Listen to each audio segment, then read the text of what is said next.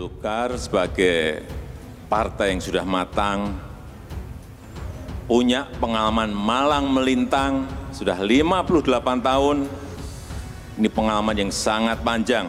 Saya yakin Golkar akan dengan teliti, akan dengan hati-hati, tidak sembrono dalam mendeklarasikan calon presiden dan wakil presiden.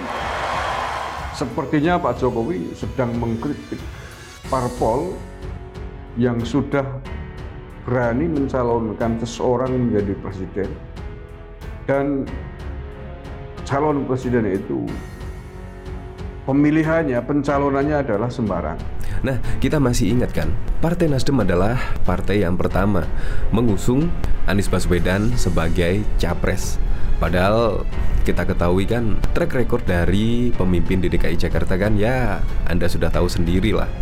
Bahkan juga saat pencalonan Anies Baswedan oleh Nasdem juga banyak kritikan-kritikan. Dan yang lebih mengejutkan lagi, dari hasil survei, elektabilitasnya merosot di bawah ambang batas. Seakan-akan Pak Jokowi sedang menasehati Nasdem dan memberi warning atas penunjukan capresnya Anies Baswedan. Beberapa hal Surya Paloh kena mental jika terdiam membisu seolah-olah kena tampar dengan keras. Ini udah nggak sacet-sacet ya, tapi das.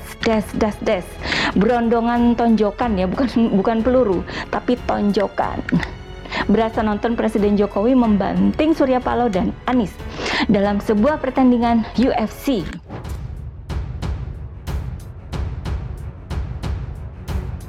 Jokowi serius beri pesan kepada Golkar, Nasdem pun terdiam. Di media sosial ada banyak orang yang share video di mana Surya Paloh yang terlihat berusaha memeluk Jokowi tapi ditepis oleh Jokowi di acara HUT ke-58 Golkar. Video utuhnya tidak ada hanya berupa potongan video, tapi sekilas memang ada kesan Jokowi enggan dipeluk, entah saya yang salah memaknai atau tidak. Tapi banyak yang berpikiran sama dengan saya.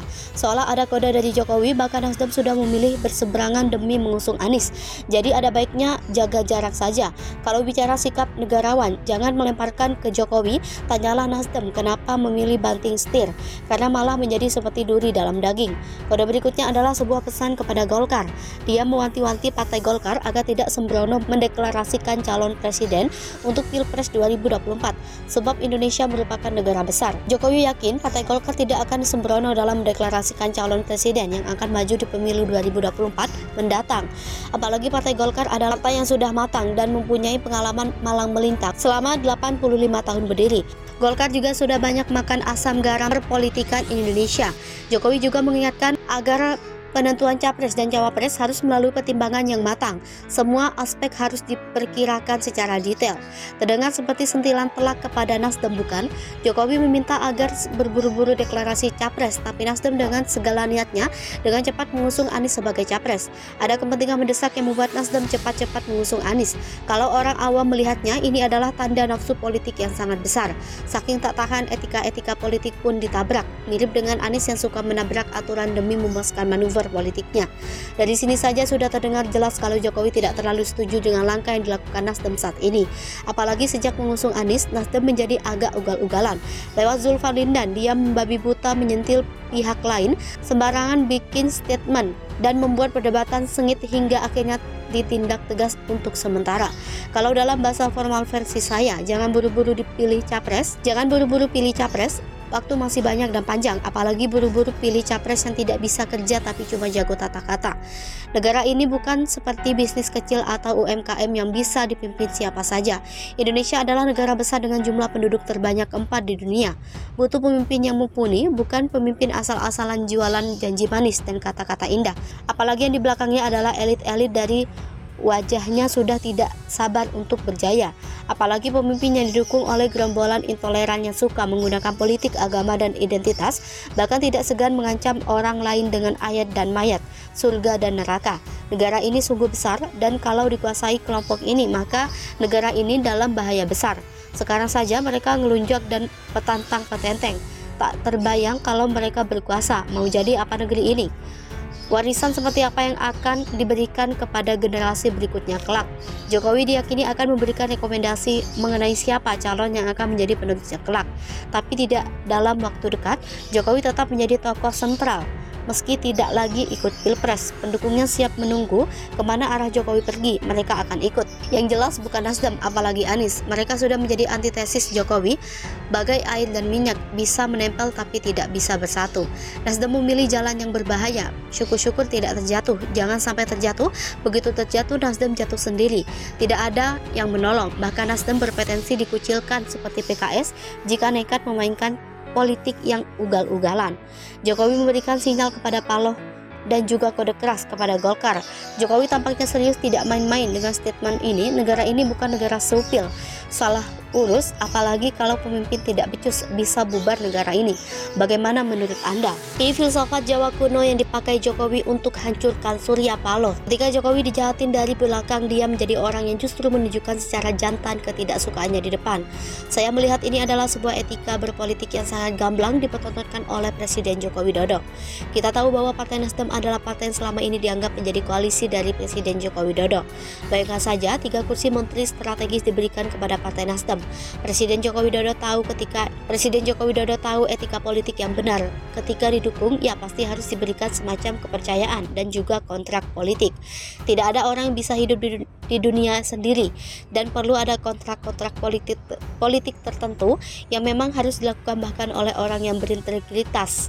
Sekalipun seperti Presiden Joko Widodo sudah diberikan kursi menteri, Nasdem merasa besar dan merasa bisa menjadi partai yang mempengaruhi kontestasi politik di Indonesia. Inilah yang menjadi awal dan sumber dari kejatuhan partai yang diketuai oleh Surya ketika Presiden Joko Widodo yang sangat kejawen harus kita akui sebagai etika politik yang santun dan tenang, namun dalam pedoman luhur dan prinsip hidup orang Jawa, dan sebagai pemimpin negara yang arif, dia tidak membedakan agama satu dengan yang lainnya. Menurut Kakawin, negara kertagama memajukan agama yang satu untuk membesarkan agama yang lain adalah sebuah hal yang membuat sebuah kepemimpinan tidak menjadi baik. Untuk menjadi seseorang pemimpin negara, teladanilah Raja Hayam Wuruk. Ia melindungi semua agama, bahkan bukan hanya agamanya yakni Buddha, melainkan melindungi agama Hindu aliran Siwa. Dengan demikian tentram lama Majapahit. Dengan demikian tentram lama Majapahit karena tidak ada pertikaian antar umat beragama dan tidak ada pemberontakan karena seluruh umat merasa terlindungi di bawah naungan sang raja. Dan inilah yang diteladani oleh Presiden Joko Widodo. Namun yang dipertontonkan kemarin-kemarin ini di acara Golkar, yakni Presiden Joko Widodo menunjukkan salah satu filosofi Kakawin negara kertagama yang membicarakan soal kewibawaan. Pemimpin negara yang tidak berwibawa mustahil akan dihargai oleh bawahan dan rakyatnya, dan akibatnya timbul persoalan internal atau eksternal yang menerpa negara itu. Sekalipun menjadi pemimpin negara, Presiden Joko Widodo tidak merupakan para leluhurnya yang telah melahirkannya di dunia dan mengantarkannya menjadi pemimpin. Dalam hal ini, Presiden Joko Widodo meneladani Raja Besar dari Majapahit yang adalah Hayam Wuruk. Dia juga tahu sebuah idiom yakni tua tuas, yang merupakan idiom yang menceritakan soal banyak orang yang menjadi tua semakin tidak berguna. Agar tidak menjadi tua tuas, Presiden Joko Widodo berbekal ilmu pengetahuan dan pengalaman yang bermanfaat agar menjadi penasihat bijak bagi penerusnya. Sebagai orang tua, seharusnya Surya Paloh mempertontonkan dan kearifannya, tapi ternyata dia mencoba untuk menjadi orang yang kelihatan arifnya saja. Presiden Joko Widodo itu menang-menang gawa kereneng, diam-diam membawa keranjang bambu, yang artinya seseorang yang memiliki kelebihan yang akan selalu tenang dan diam dan tidak tinggi hati. Sebaliknya, ia adalah orang yang rendah hati. Namun jika perlu, dia akan melakukan suduk gunting tatu loro, yang artinya satu tusukan gunting menimbulkan 2 luka bagi orang yang mengkhianatinya. Suatu pekerjaan dilakukan oleh seseorang dapat mendatangkan 2 keuntungan.